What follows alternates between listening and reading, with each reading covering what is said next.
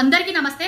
రేణుకా ఎల్లమ్మ తల్లిని రోజు పూజించే గౌడ ఆడబిడ్డగా మీ పావని గౌడుగా నిన్న జరిగిన ఏదైతే గౌడన్నలకు జరిగిన అవమానాన్ని చూసి ఖండించడానికే ఈ వీడియో చేయడానికి మీ ముందటికి వచ్చిన। సేఫ్టీ మోకులు వంచడానికి ఒక పేరు పెట్టుకొని పంచుతున్నామనే ప్రచారం కోసం మా గౌడన్నలను అర్ధగంట సేపు చెట్ల మీదనే ఉంచినావు।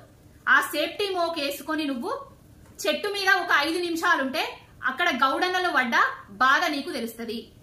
రాజు లెక్క కూర్చొని అటోవల్ను ఈ కొట్టోవల్ను కూసుండబెట్టుకొని నవ్వుకుంటా షర్ట్ మీద ఉన్న అన్న ఏం టీ షర్ట్ ఏం కలరే, అది పసుపచ్చ కలరే కదా, ఆ టీ షర్ట్ నాకు మస్తు ఇష్టమే పసుపచ్చ కలర్ అంటే అని చెప్పబడుతుంది। పసుపచ్చ కలర్ అంటే నీకు మస్తు ఇష్టమని ఈ తెలంగాణ రాష్ట్ర ప్రజలందరికీ తెలుసు। నీది ఒంట్లో ప్రవహించే రక్తం కూడా పచ్చదే కావచ్చు అని కూడా మాకు అనుమానం అవుతుంది। ఇంకొకటి గుంపు మేస్త్రి గారు, మా గౌడన్నలు నిన్ను అడిగిండ్రు మా గౌడ కులానికి ఏదన్నా చెయ్యి అని, నువ్వేం చెప్పినావు?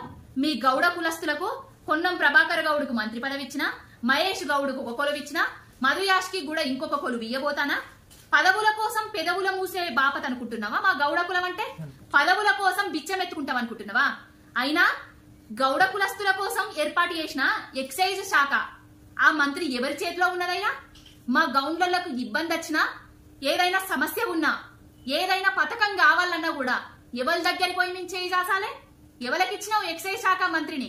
ఇంకొకటి ఏమో అంటాను, గౌండ్లలో మీరు కల్లులా నీళ్లు వస్తారా అని అడుగుతున్నావా?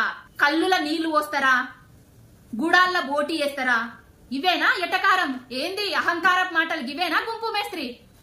అధికారంలోకి వచ్చినాక అహంకారం ఎక్కువైంది, ఆ అహంకారం తగ్గించుకొని కొంచెం మానవత్వంతో వ్యవహరించుకుంటా, మానవీయ కోణంలో ఆలోచించుకుంటా అర్ధగంట సేపు గౌడన్నలు చెట్ల మీద ఉంటే ఏ విధంగా బాధపడతారు అనే బాధ నీకు తెలుసుంటే ఆ విధంగా మా గౌడన్నలను అర్ధగంట సేపు చెట్ల మీద ఉంచకపోతువు। మా గౌడ కులస్తుల కోసం, మా గౌడ కులం కోసం నువ్వేం చేసినావు? బెల్ట్ షాపులను రద్దు చేసినావా అధికారంలోకి వచ్చినాక? ఏమన్నా మా పెన్షన్లు పెంచినవా? 2000 ఉన్న పెన్షన్ 4000 పెంచినవా?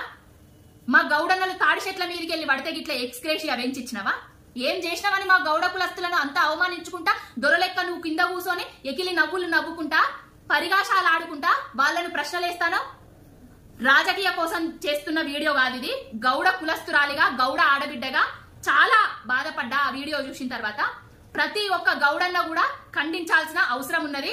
బేషరతుగా గుంపు మేస్త్రి నువ్వు గౌడ కులానికి క్షమాపణ చెప్పాల్సిందే।